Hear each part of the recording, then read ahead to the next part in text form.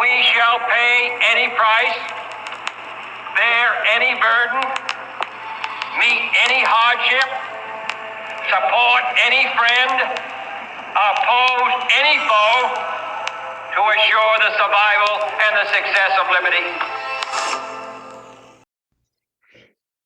Good evening, my fellow patriots. What follows is going to be the first installment of something done regularly called the American Minute. So I've been asked to record something or put something together to start off the American Minute, which is for put out to our particular organization, and quite frankly, to the great body of patriots anywhere whose ears are able to attune to this message. So without further ado, I'm just going to start on a post that I recorded on one of our signal groups a couple days ago. So this is dated 20 June of this year, 2022. It reads as follows. My dear friends and patriots, we are involved in cultural warfare. The left hates everything we love. They revere and hold as sacred the things our parents and our faith taught us to detest. There is no more common ground between our split and divided nations. You see, we occupy one country, but we are no longer called or can possibly in any honest sense be referred to as a united people. You see, this is simply the result of leftist action, infiltration, teaching, gaslighting, and brainwashing going back to the early 1960s, which is roughly 60 years. That's a long time, and that's quite a head start.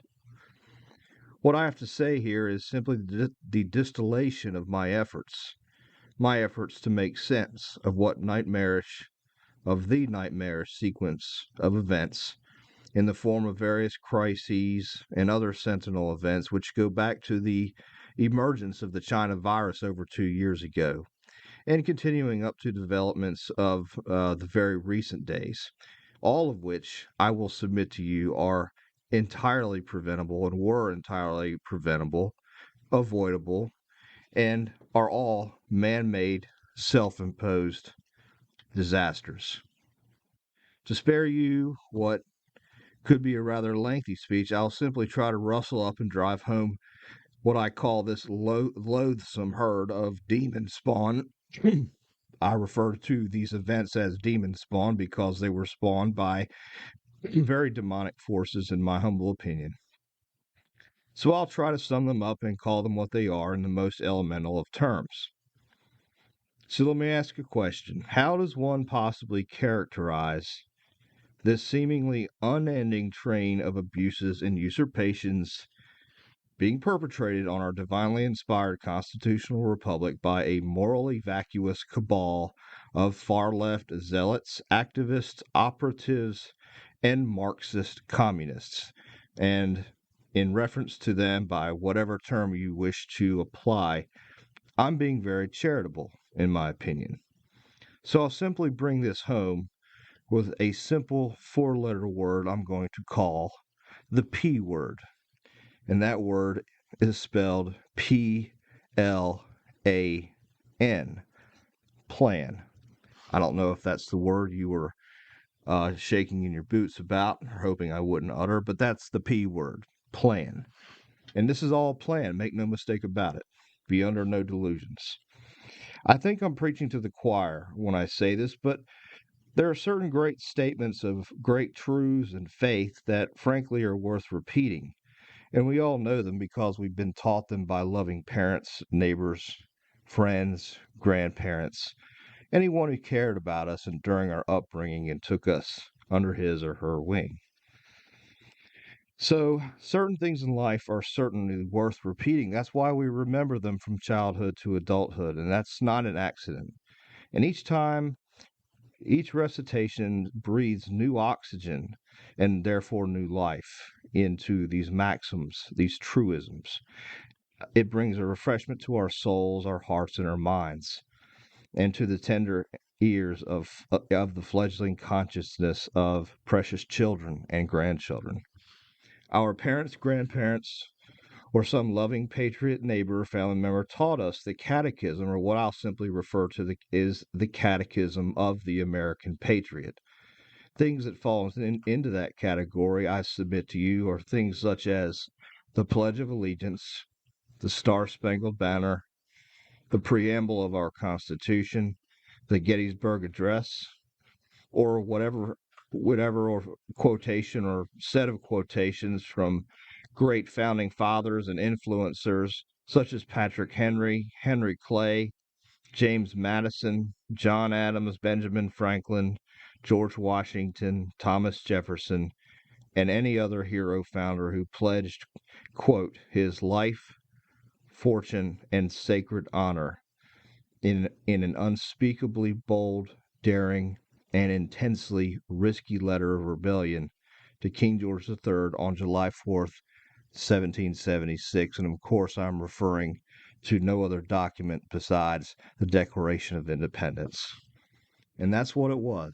It was an extremely risky and letter of outright rebellion, which our founding fathers signed their names to, and in many cases, they thought they were signing their very death warrant. That's how strong their feelings and convictions were in putting together that foundational and divinely inspired document. So now, here are a few of the declarations of great truth I boldly submit to my fellow patriots. COVID was planned.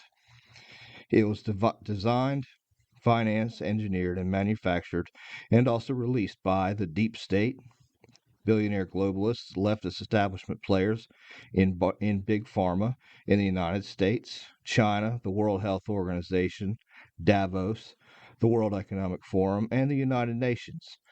I would submit you pass that down to your children. The same players that birthed COVID are the ones who developed the vaccine and made it the real killer far more than the virus itself. The real killer was the vaccine. It was designed to further the global depopulation ambitions of the globalist elites, the ones who attend the elite meetings in Geneva, Switzerland, such as the one hosted and planned by none other than Bill Gates, known as Event 201, and also Davos is a very similar meeting with a very similar set of goals. Its credo is that basically there is no God, and that the earth is all there is, and is therefore the earth is their de facto God, and therefore the thing they worship. They worship the planet and the planet's climate. To whom money is no object, these billionaires, power, therefore, is the only object.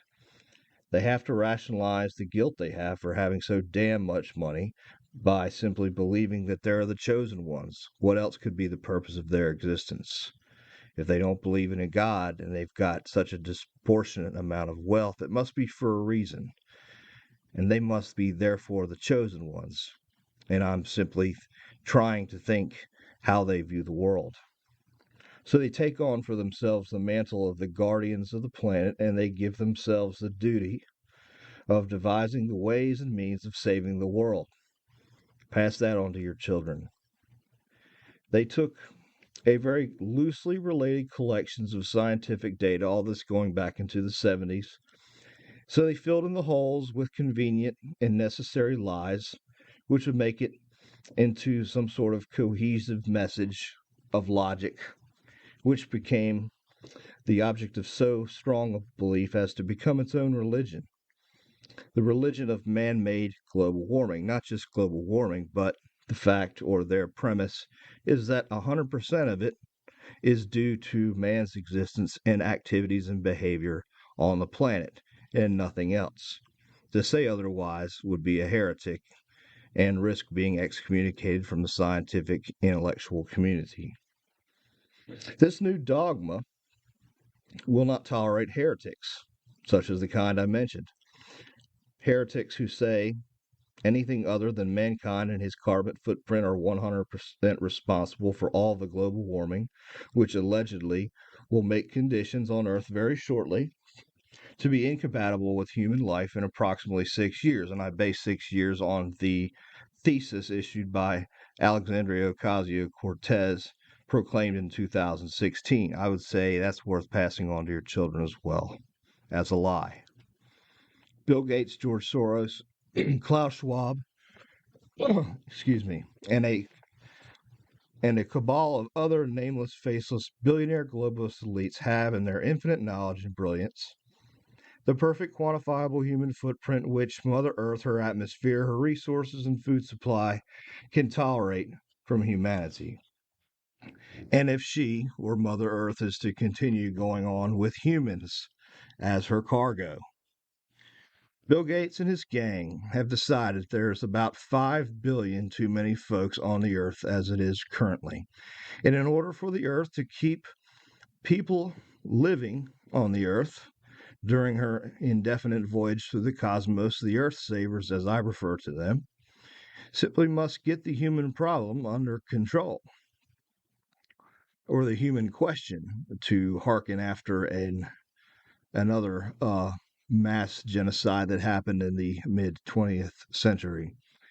So it's a foregone conclusion, of course, that the elites and their descendants, by necessity, are as the chosen ones. They'll be exempt from the mass culling of people, from the genocide, from the existence on earth, because, as previously established, they are the chosen ones. Pass that thought on to your children. The many rights and benefits of the chosen few include the right to decide who stays and who goes, who gets to populate and reproduce on the earth and who does not. And from the way things look, I doubt I'll be making that cut. Pass that down to your children. So, in order to better understand COVID, the vaccine, the 2020 general election, this total economic shutdown that happened in 2020 and half of 2021, the quarantines, the mask mandates, the vax mandates, and all the insanity pertaining to those things, all of the circuitous and serpentine, nonsensical decisions and switchbacks by the CDC and Anthony Fauci about whether we need masks or not, whether they work, what kinds of masks work, whether you can wear them indoors and outdoors, how far apart you can stay from someone. It started at like 60 feet. They arrived at 6 feet. No one knows how or why, not even them. They can't even explain it, even to congressional hearings. So, in order to understand all of these very dystopic developments from the last 2.5 years, and all the mixed messaging of the medical elites, the suppression of knowledge, which was very dark, the suppression of truth, the modifications and warping of truth, the suppression of known therapies that were effective against COVID, such as ivermectin and hydroxychloroquine, the persona non grata and the brutal suppression of any mention of natural immunity, things we intrinsically know are things and are facts, scientific facts. The threats they used in the workplace against us, the coercion they applied in the workplace against us and in society at large, the nonsensical to rush to inject anyone and everyone, led by politicians instead of physicians, especially injecting the children of all ages, all children, with an experimental vaccine, something that caused the very pre-existing definition of vaccine to be changed in order to get this to fit under the definition of vaccine. So, in order to understand all those things, it's important to remind ourselves that the richest and most powerful people on this planet believe with a religious zeal that there is no God. Also, there's no afterlife, nor any of the other quote unquote quaint, cheesy tenets that unite most organized major religions of the earth. Pass that down to your children. They hold to a faith roughly of their own creation, and one so novel and new as to have its earliest roots traced to within our own lifetime, which is to say the last 35 years or so. So this is definitely a new religion. This new faith has no holy book, no established sacraments, no scripture, no written doctrine, no written creeds, no long-standing hallmark prayers, or any time-tested orthodoxy aside from just the good old-fashioned lust for power, tyranny, and desire to oppress, enslave, and control huge swaths of humanity. I'd say pass that on to your children so they can know it. It is with this ethereal, ungrounded, untested, and breathtakingly untenured belief system that they justify themselves in using their money, power, atheism, conceit, arrogance, and contempt for the common man to exterminate that common man from the property which they seem regard to belonging only unto them, which is the planet Earth. Such like if you've ever watched the movie Scarface, you'll understand my next analogy. So it's like Tony Montana lounging by the pool, staring up into the sky, and he sees an airplane towing on the banner, and that banner reads, "The world is yours." That's what all the globalist elites are seeing, and that very suggestion it is what motivates and lies at the very heart of all of their uh, evil actions and decisions and motivations. This religion of theirs stands in such stark contrast to ours that we can no longer converse with them. We can't get along with them. We don't see eye to eye. In fact, we don't understand each other in the least. We can't discover any unity with them aside from a simmering distrust and a mutual contempt. I would simply say, or it seems to me, to this reader, that compromise in the halls of government is long dead, and the Democrats killed it a long time ago. There's no civility, there's no decorum there anymore. It's blood sport. It really is raw political warfare.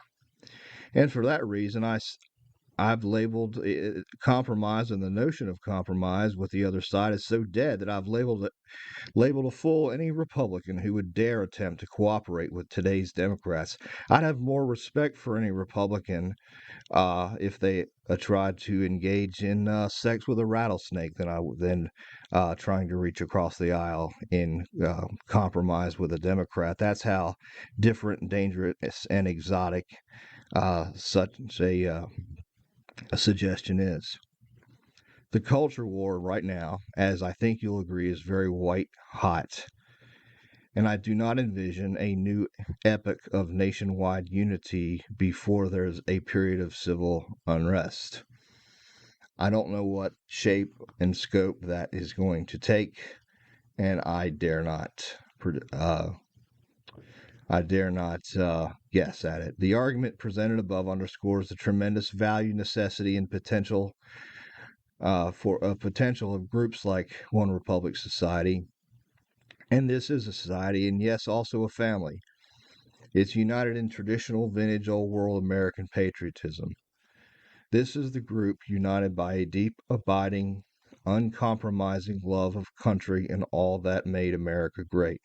Not perfect, but damn closer to perfection than any other civilization in human history has dare achieve. I love ORS because ORS loves America and knows exactly what America is and what America is not. ORS knows what it is and is not, and does each and every one of you. I regard you all as my patriot brother and patriot sister, and all of you have seen clear-eyed the whirlwind that has engulfed our cherished republic for over 2 years and continues to wreak its havoc even today at this hour. You know that none of it is accidental or even a result of incompetence, but the product of an intelligent, thoroughly depraved design from the pit of hell. I use very strong words to describe that. So please, if there's any lingering ambiguity as to my opinion concerning what's been going on, please ask me to clarify. We see that sacrifices are going to be required. You all have taken stock of circumstances in yourselves as they relate to the shape that sacrifice may assume. You've all decided that your country and your way of life is worth defending, and it's worth the sacrifice, just in the same way our founding fathers, the Continental Army, the militiamen of the Revolution considered it to be worth it in their hour.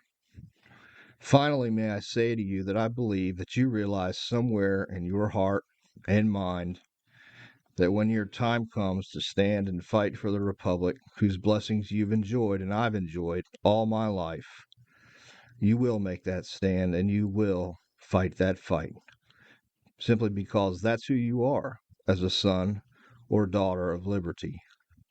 Finally, I'll say something about eternity. I've long believed that no exertion, strain, or effort in the pursuit of the preservation of anything which is good, noble, commendable, or wholesome is ever in vain. None of that is ever wasted, whether or not there are witnesses around you to account for it. I believe that all strivings for good, any and all pain, worry, fear, blood, sweat, tears, or toil put in the furtherance of a great good or honorable cause takes on the breath of eternity for itself. Your sacrifice will outlive you. The all-seeing eye of the Almighty notes it. The hand of heaven never ceases writing upon that great parchment, recording in exacting detail in the eternal and imperishable record of your deeds and those of heaven, your pangs of pain and concern, and your expense and the expense of your strength. None of it is ever lost. It all goes into your account, and it lives forever. Beyond that, generations of your progeny may long remember your sacrifice. The youth will hear from elders in your family of the stand that you took, of the courage you displayed, of the things that you put on the line. Your actions of your lifetime, and particularly in your moment of truth, will take their part along the great old allegories that form our nation's story and consciousness. God bless you all. God bless ORS, and God bless our precious constitutional republic. Preserve and defend. This concludes this American Minute. I'd like to take a moment to thank you very much for the time you devoted. I hope it was somewhat of a benefit to you. I hope you were able to derive some inspiration, some cause, and some refreshment of thought from this effort. So I would be remiss without saying some very important things to you. You know, our country is in need of good patriots to preserve and defend freedom and liberty for our nation and all the things we hold dear. One Republic Society is a national patriot organization formed around a militia. ORS, as we call it, ORS patriots are involved in many different grassroots and community actions across our country, but maintain our purpose as a militia. So please join or support the fight to restore our nation of freedom and liberty. Go check out our website and contact us for more information. Our staff will be more than happy to answer any questions or concerns you may have. If you're looking for some great Christian Patriot content, please check out our affiliate called the Patriot's Armor. They will help you put on the full armor of God, keep it and maintain it, so together we may stand against the tyranny of evil men. Also, in these unprecedented times, a little patriotic metal artwork around your home, office, man cave, or the she shed can boost morale and help you stay motivated. And honestly, a lot of us could use some motivation right now. So if you're looking, I'm sorry. If you enjoy our content, please hit the subscribe button, like and share. We do not charge for subscriptions on or for our content on any of our platforms, but can support our work by following the link in the description below or going to our website. All links to any helpful information, help our affiliates, are also listed in the description below. Remember, be brave enough to defend it in a world that's afraid to keep it. We are a One Republic society. We shall preserve freedom and defend liberty at all costs. Thank you, and good night.